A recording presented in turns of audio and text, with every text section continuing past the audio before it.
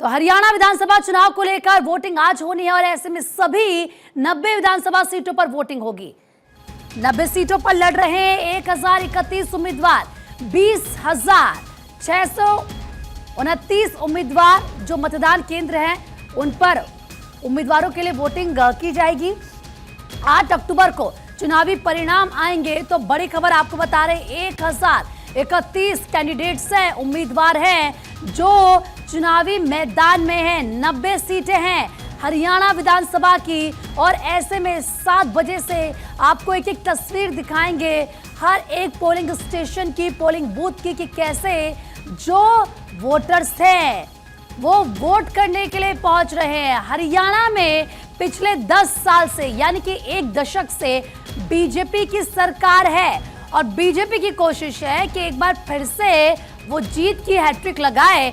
इसीलिए 150 से ज्यादा रैलियां हुई हैं हरियाणा में। भारतीय जनता पार्टी के दिग्गजों की, खुद प्रधानमंत्री नरेंद्र मोदी की तरफ से 4 रैलियां की गई है। अमित शाह ने 10 जनसभाओं को संबोधित किया है और इसके अलावा तमाम बीजेपी शासित राज्यों के सीएम हरियाणा में नजर आए। आप चाहे योगी आदित्यनाथ की बात कर लीजिए, मुख्यमंत्री पुष्कर सिंह धामी की बात कर लीजिए, तमाम दिग्गज पसीना बहाते हुए हरियाणा में नजर आए हैं।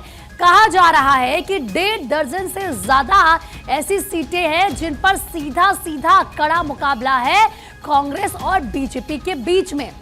और इसीलिए कांग्रेस ये समझ रही है कि भारतीय जनता पार्टी के खिलाफ एंटी इनकम्बेंसी इस बार हो सकती है और इसीलिए कांग्रेस को क्योंकि एक नई उम्मीद जगी हरियाणा से, तो जाहिर सी बात है उसकी तरफ से भी खूब पसीना बहाया गया।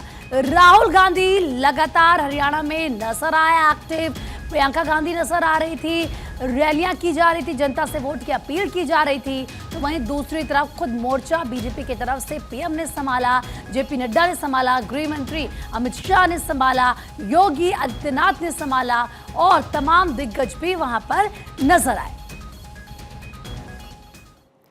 तो हरियाणा विधानसभा चुनाव में 1031 उम्मीदवार मैदान में हैं और ऐसे में चुनावी मैदान में 930 पुरुष उम्मीदवार शामिल हैं। 1031 उम्मीदवारों में 101 महिला उम्मीदवार हैं।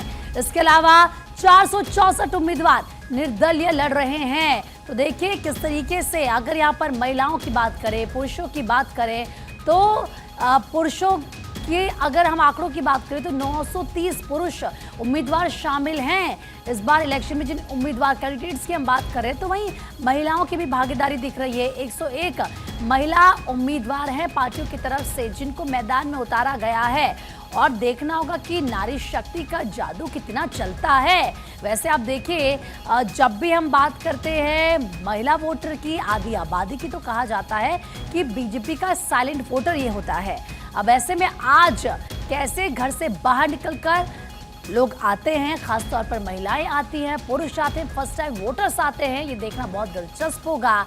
464 उम्मीदवार ये बताए जा रहे हैं जो निर्दलीय चुनाव में लड़ रहे हैं, जो मैदान में उतरे हैं। तो 7 बजे से एक एक तस्वीर आपको नजर भी आएगी। इससे पहले तैयारियां हर पोलिंग स्टेशन पर पूरी की जा रही है, या यूं कह लीजिए कि तैयारी पूरी हो चुकी है।